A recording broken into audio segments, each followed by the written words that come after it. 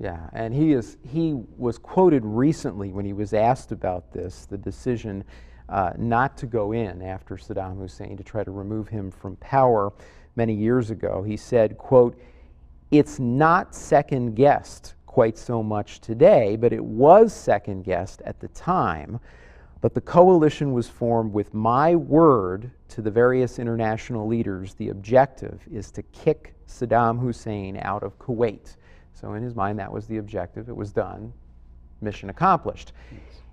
He wouldn't comment, as you might imagine, about the current Iraq war and about the decision of his son to go in after Saddam Hussein. He wouldn't talk about that. But I'm curious to find out from you what your thoughts are on the kind of impact he has had as an influence on his son's presidency. That's a very interesting question that'll take a long time to unpack all of that, because the archives won't open up for some time through, once the archives move to the Bush Library in Dallas, and we'll have an idea. And they're still opening up archives in Texas A&M where the elder Bush's archives are. So we won't be able to assemble the entire picture there of what that relationship is. Although President George W. Bush, the current president, has said, not recently, but quite some time ago, that he did look to his father for advice. He looked to his father for advice, but he also made it clear that he was going to be his own man, right, that he would not be guided by either Bush 41 or the team of advisors that Bush 41 had assembled to help transition the world out of the Cold War and to help win the Persian Gulf War with that magnificent coalition. And you were asking earlier about just how did Bush handle this coalition. And for President George H.W. Bush, the rule of law was so important, and this is why he did not go step beyond his mandate to kick Saddam Hussein out of Kuwait. Remember, he was roundly criticized for not going all the way into Baghdad, right, getting Hussein out at that point. But Bush said, it would be imprudent to do that, because then we would alienate many of our Arab allies if we do that. Just wouldn't be smart. So Bush, I think, kept the big picture in mind. And as time has gone on, maybe President Bush, the 41st, was absolutely correct in his assessment of how dangerous it would be for the United States to move deeper into the Middle East and to occupy it for a time, and the problems that would entail. Okay. I want to talk about domestic policy a little bit, and of course you knew I would ask this question. It always comes up. There are many people who feel that he was not reelected, that he was beaten by President Clinton for one main reason, and that was the promise, the infamous promise, which we're hearing again in this presidential election year. Well, not the exact words, those famous words, "Read my lips, no new taxes." And of course, he had to break that promise. Did that sink? Do you think that was really the main thing that sunk his reelection? There were several elements that really hurt him, but that was key, because when he said at the convention in New Orleans in 1988, "Read my lips, no new taxes," the conservative wing of the party, of the Republican Party, breathed a collective sigh of relief, because they had always suspected Bush of being much more moderate than Ronald Reagan, and on fiscal policy likely to depart from Reagan. Well, understand that when Bush is inaugurated in January of 1989, he inherits a federal deficit that's 3 times larger than what Reagan had inherited in 1980. So Bush's hands are tied. There's not a whole lot he can do. He's not going to be able to launch any dramatic new initiatives, for example, on the domestic side.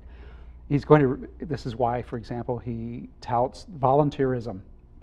And as the presidency goes on, of course, you had a very strong Democratic Congress that had come in 1989, and Bush had to deal with the opposition.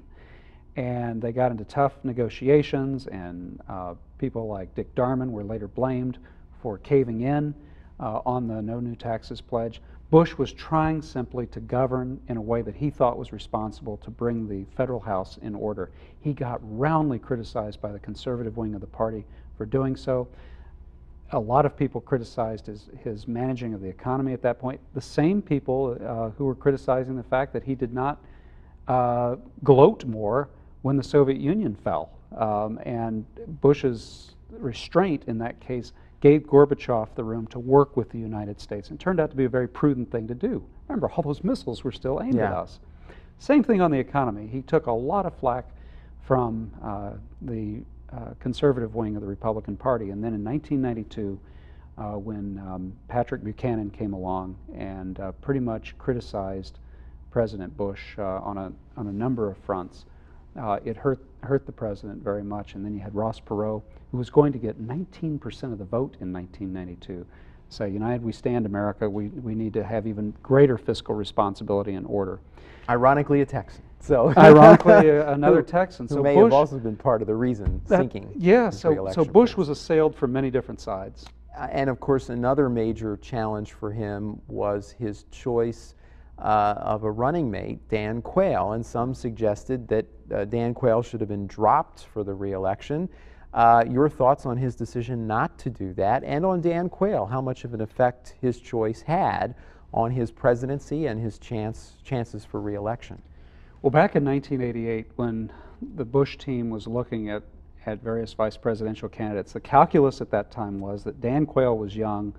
He had great conservative credentials, so that would shore up the conservative part of the vote. In the same way that Bush was meant to attract moderates in the party, because Reagan, when he was the running mate with Reagan, Reagan was considered, of course, conservative, so they needed Bush to bring the moderates in. Reverse that now, Bush needs a conservative to balance his moderation. The other thing, we forget this now, but Dan Quayle was considered very appealing to women, and the Republicans thought we need to shore up the women's vote as well. So you had both of those dynamics going into that decision in 1988. And of course, Quayle was assailed for his lack of experience, and President Bush was saying, well, my word, I've got all kinds of foreign policy experience, don't worry about it. But then during the vice presidential debate with Lloyd Benson, who was the vice presidential running mate. Oh yes, I remember well. Running mate. And that whole line, that whole riff about, Senator, I knew Jack Kennedy and you're no Jack Kennedy. Yeah. That really epitomized the problem that Quayle had, and that by extension Bush had in having him on the ticket. Quayle, and I think very unfairly, was just not respected. There was the whole potato fiasco, how do you spell potato? Right. So he was lampooned for that as well. So you get out of that situation and come into 1992. You've survived 4 years, and Quayle is seen as a liability, not a good enough conservative to satisfy the conservatives, because he's seen as a liability, not experienced enough for the moderates. I mean, a lot of people just wanted Bush to dump him. Bush, though, has a quality, and it's personal loyalty. He doesn't turn his back on his friends, and he stuck with Quayle, and that may have also contributed a little bit to the lack of confidence in the Bush administration by 1992.